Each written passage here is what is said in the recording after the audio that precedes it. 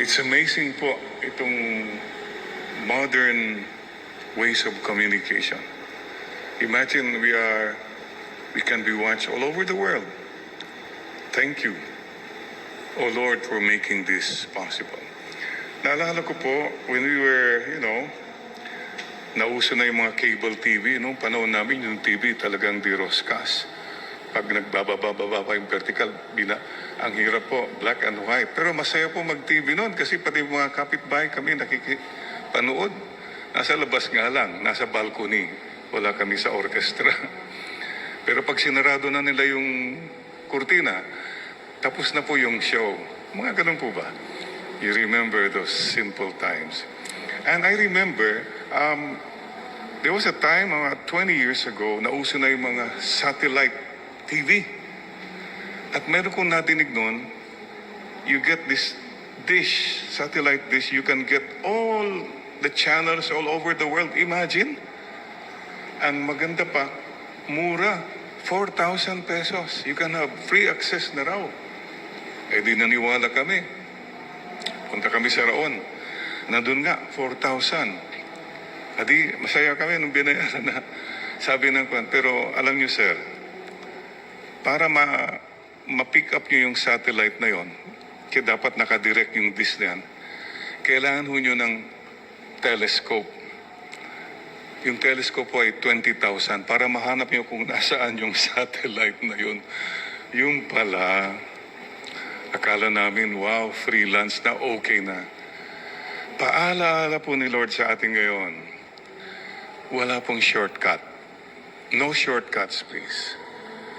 Ito pong paalaala niya, those who want to serve me, those who want to follow me, must take up their cross, must become the servant of all.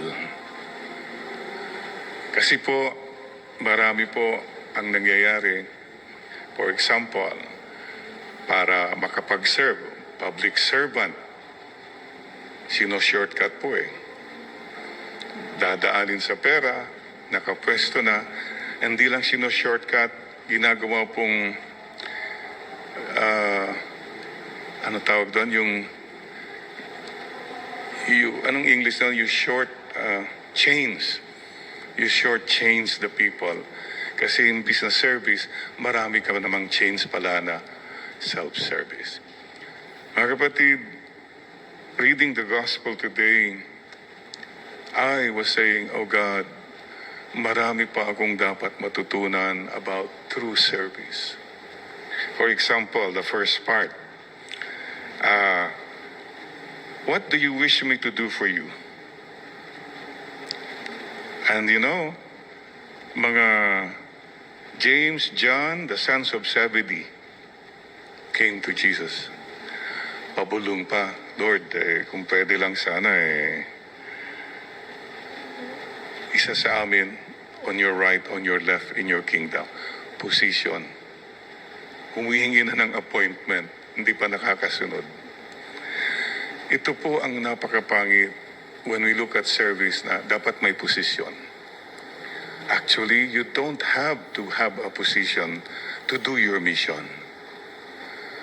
Sa totoo lang po, marami pong nagsisilbi na napakasimple na hindi po nadidinig, hindi nakikilala, but they are serving.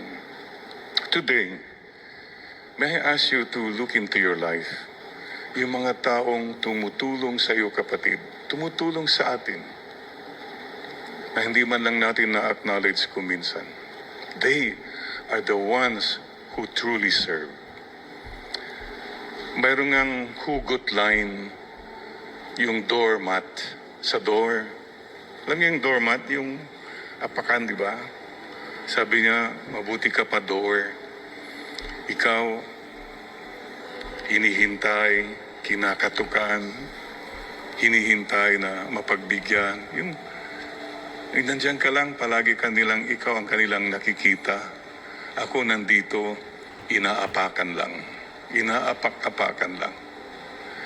Pero ang laking serbisyo po ng doormat.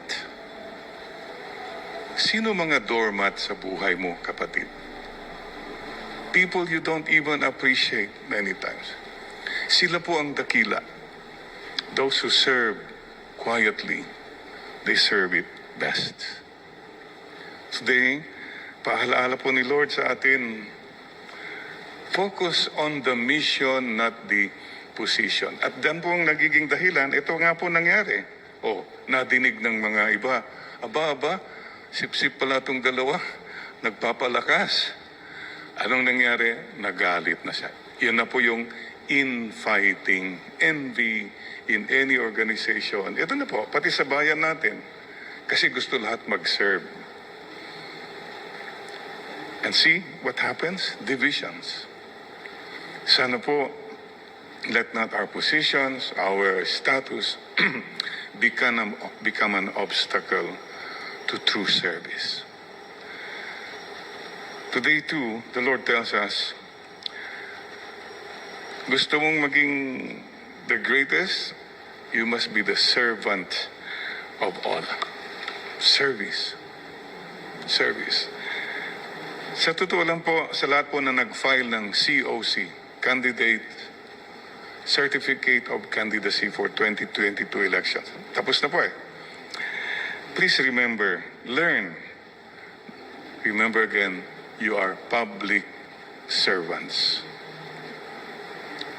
Public service, hindi po self-service. At hindi po family business. Minsan po, tignan niyo yung mga sasakyan. May mga karatula. I noticed it one time. Paalaala lang po may mga karatula na, may mga sasakyan na nakalagay, not for hire. Yun. Ang gandang lesson yun. You're not for hire. You're not for the money. Not for the show. Keep that in mind. You are meant for service. Hindi po pera-pera. Ang dami po nagsasabi, anak ko, yung mga walang pera, walang pag-asang manalo sa eleksyon. That's what many people think, but I still believe the goodness of people. Please don't give up on our goodness and the goodness of our people. Huwag po natin gawiting pera-pera lang ang election na ito. Hindi po. No, please.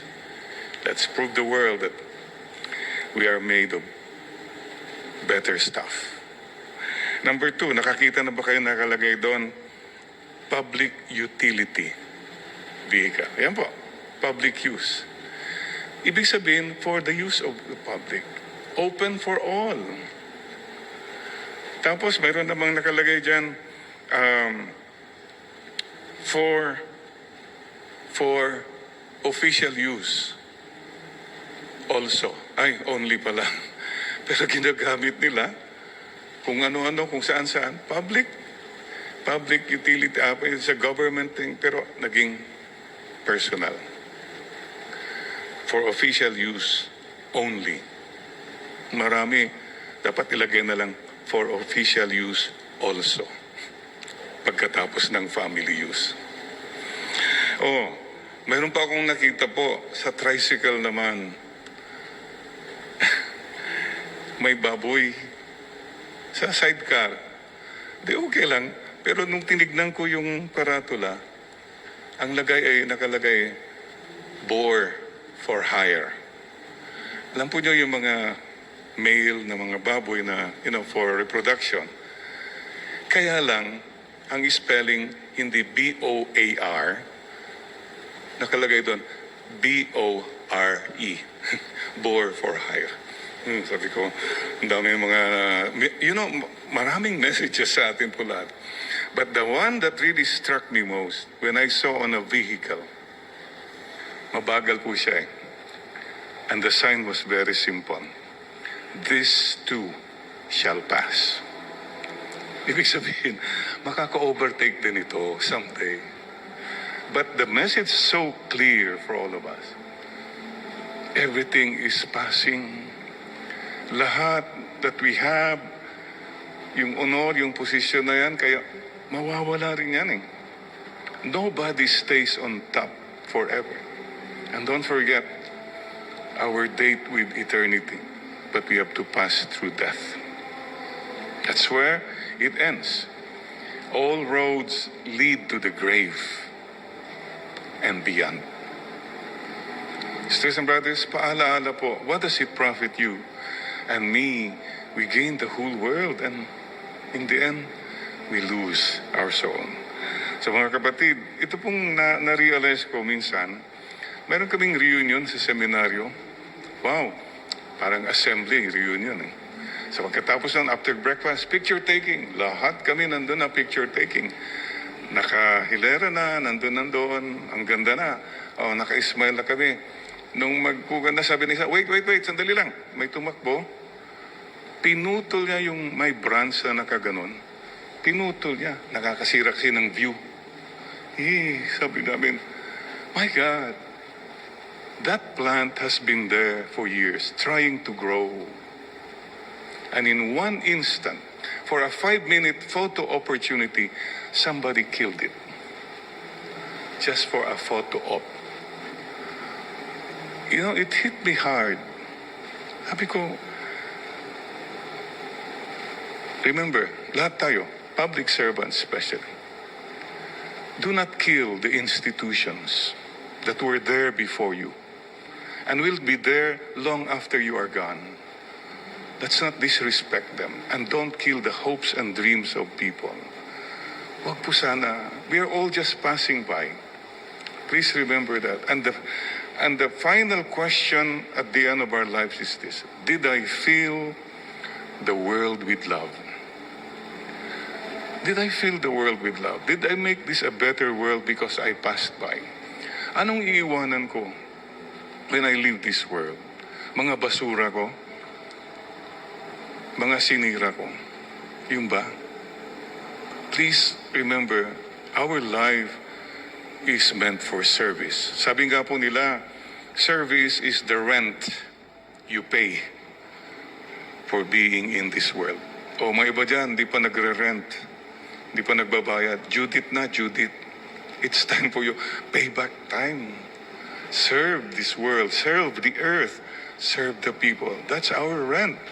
Sana po, mayroon tayong iwanan because we serve. May I honor people who serve quietly, sincerely. First of all, today, the men and the women of the hour are the frontliners and the health workers. Not those who say so many things outside. No, sila po. Kung wala po sila, wala na po tayo.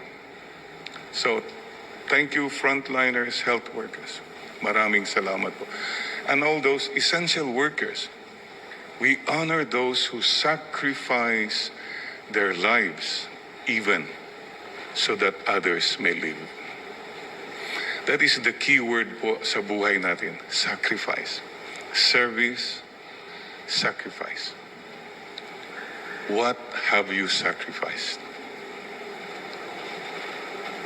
What have you sacrificed? We keep asking ourselves,